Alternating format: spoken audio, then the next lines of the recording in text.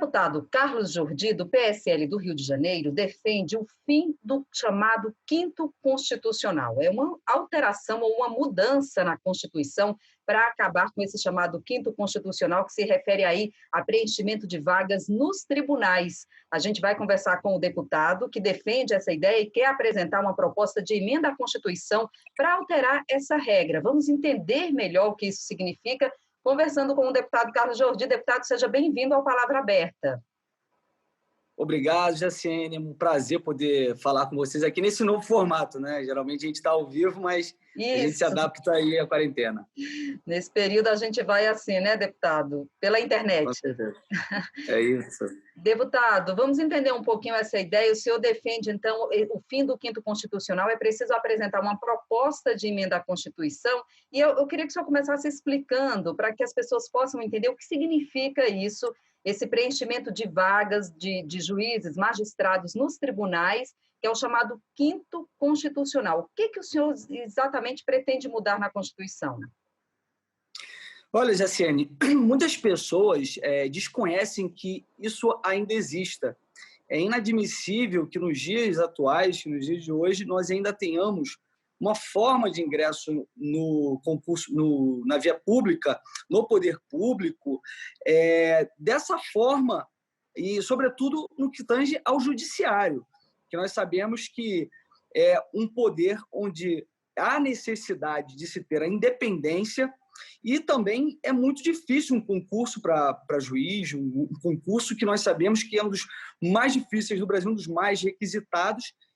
Hoje em dia, ainda há esse trem da alegria chamado Quinto Constitucional. O Quinto Constitucional ele está previsto no artigo 94 da Constituição e ele estabelece que 20% das vagas dos tribunais são preenchidas por advogados com 10 anos de carreira em notório saber. Isso todo mundo sabe que é uma verdadeira balela. Notório saber hoje em dia é uma sabatina que ocorre e muitas vezes as perguntas elas já são direcionadas, né? Já são até encaminhadas anteriormente.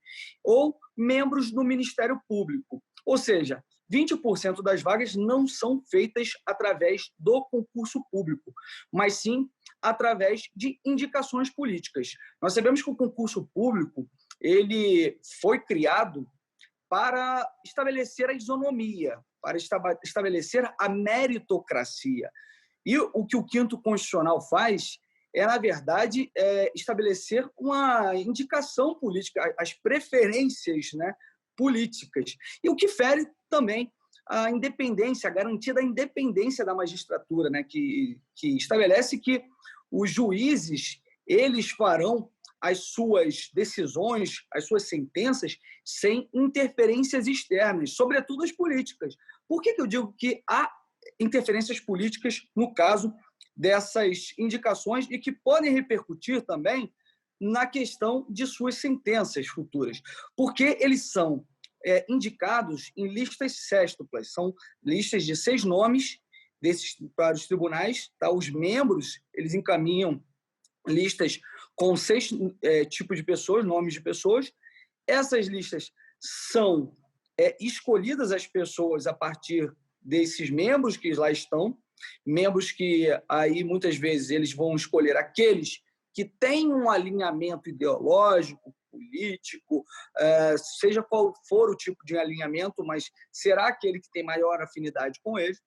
Essas listas depois elas se tornam triplas e são encaminhadas ao executivo para que o chefe do poder executivo ele escolha dentre esses 3, e é óbvio que ele vai escolher somente aqueles que forem mais alinhados, que tiverem maior afinidade com ele. Então, é uma indicação extremamente política e isso vai repercutir na decisão de suas sentenças, que é algo que nós sempre dizemos que é um absurdo, por exemplo, no STF, que são indicações políticas e que muitas vezes protegem aqueles membros atuais do governo.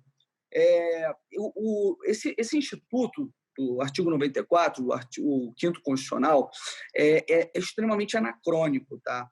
Ele, para vocês terem uma noção, ele vem desde a Era Vargas, vem desde o Estado Novo.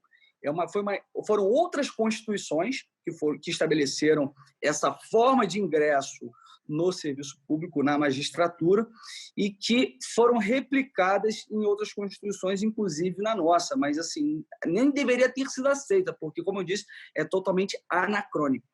Tá certo. A gente está conversando aqui no Palavra Aberta com o deputado Carlos Jordi, do PSL do Rio de Janeiro, ele que defende o fim do chamado quinto constitucional. Como o deputado está explicando aqui, 20% hoje das vagas nos tribunais são preenchidas, então, dessa forma, sem concurso público, ou seja, é feita aí uma lista sextupla com nomes de advogados e membros do Ministério Público, e a partir dessa lista, que há uma escolha aí no próprio tribunal e depois segue para o chefe do executivo, como o deputado explicou, para que seja, então, escolhido o nome que vai preencher a vaga. O deputado, precisa, então, ser apresentada uma PEC, uma proposta de emenda à Constituição, já que trata do artigo 94, né, da nossa Constituição. O senhor tem apoio, deputado, para apresentar essa proposta e levar essa mudança adiante? Olha, esse é um pleito muito antigo, né? Eu sou concursado, fiz concurso público durante muitos anos, conheço muitos concursados e conheço muita gente do meio jurídico. E esse é um pleito que muitas pessoas sempre reclamaram, diziam, até mesmo a classe da magistratura e também do meio jurídico, diziam que deveria ser revogado porque não está de acordo com os tempos atuais. Então, é uma questão que já vem sendo reivindicada há algum tempo. Obviamente que falta alguma força política, alguma vontade política, né? Porque você está mexendo em um lugar que pode ser um pouco perigoso. Nós sabemos que diversos membros do Poder Judiciário, desses tribunais, são indicados, muitas vezes são filhas de ministros, como já ocorreu recentemente, filhas de ministros que a única qualificação delas era ser filha do próprio ministro do STF, sem alguma capacidade técnica para isso. Até suas sabatinas foram muito questionadas à época, a sua competência para exercer tal cargo. Então, é algo que tem um apelo social muito grande. É óbvio que, nesse momento de pandemia, nossas atenções estão voltadas todas para o combate ao coronavírus e seus efeitos negativos na economia. Toda a questão está sendo tratada na Câmara e no Senado envolvendo esses temas, mas tenho certeza que conseguiremos, sim, o apoio suficiente para a PEC tramitar no Congresso Nacional, porque a PEC ela tem um processo legislativo diferente de um projeto de lei ordinário e um projeto de lei complementar. A PEC, diferentemente de um projeto de lei que você simplesmente protocola, você já tem um número do projeto de lei e depois só aguarda a tramitação ou pede um regime de urgência para poder estar tramitando. A PEC, para poder tramitar, são necessárias 171 assinaturas, ou seja, um terço das assinaturas dos membros, né, da casa. E aí, a partir das 171 assinaturas, nós conseguimos fazer com que ela possa tramitar no Congresso Nacional e esperamos ter o apoiamento da maioria dos nossos parlamentares. Já temos algumas assinaturas, mas, como eu disse, óbvio que, nesse momento, a pandemia está tomando nossas atenções para que possamos solucionar esse problema. Certo, deputada. A ideia é passar dessa fase aí, esse período aí mais crítico aí da pandemia, né, do novo coronavírus. Então, o senhor, com sua equipe aí, vai então em busca das 171 assinaturas, é isso que precisa, né, de acordo com a regra, para que a PEC ela comece a tramitar então na Câmara, né?